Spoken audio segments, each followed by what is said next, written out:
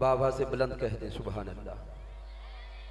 सारा कुरान तेरा रंगे बयां लगता है, सारा कुरान तेरा रंगे बयां लगता है, सारा कुरान तेरा रंगे बयां लगता है।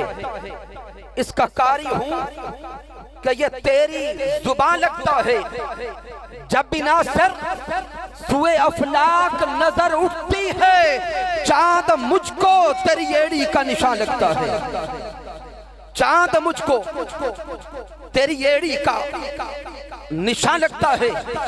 सामने मोहतरम तवज्जो करेंगे, हजरत जाबिर बिन सामुरा रज़ियल्लाहु ताला अन्हु बयान करते हैं कि 14वीं रात का चांद था। मैं ताजदार कायनात सल्लल्लाहु अलैहि वसल्लम की बारगाह अक़दस में पहुंचा।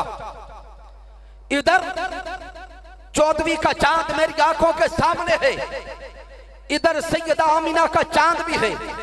ऊपर फलक पर 14वीं का चांद, नीचे सैयदा आमिना का चांद।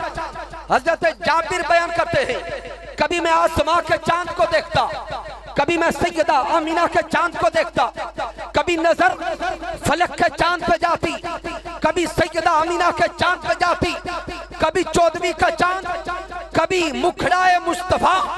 तो देखते देखते हजरत जाबिर बिन सामुरा ये बोल के कहते हैं कि चांद तुझको भला हुआ क्या है, ए चांद भला तुझको हुआ क्या है, घड़ी घड़ी आता जाता क्यों है।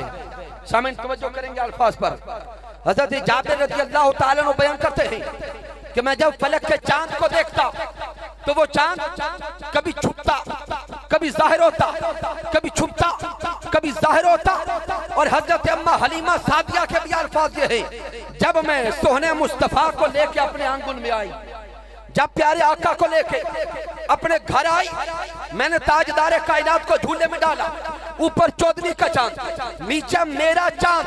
हजरत अम्मा हलीमा सादिया बयान करती हैं कि वो 14वीं का चांद नजर आता, फिर छुपता, जाहिर होता, फिर छुपता। तो हजरत अम्मा हलीमा सादिया जुबान हाल से बोल के कहती हैं, ए चांद भला तुझको हुआ क्या है, हाय हाय चांद भला तुझको हुआ क्या है, घड़ी घड़ी आता जाता क्यों है, इतनी बेचैनियां है आखिर क्यों, इतने चक्कर लगाता क्यों है।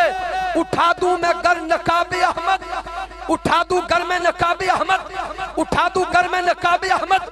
तू अपना चेहरा छुपाता क्यों है, अपना चेहरा छुपाता क्यों है। ए चांद अब मेरी छत पे ना आया कर, मेरे घर में अपना चांद है। तो सामीन मोहतरम, चांद मुझको तेरी एड़ी का निशान लगता है।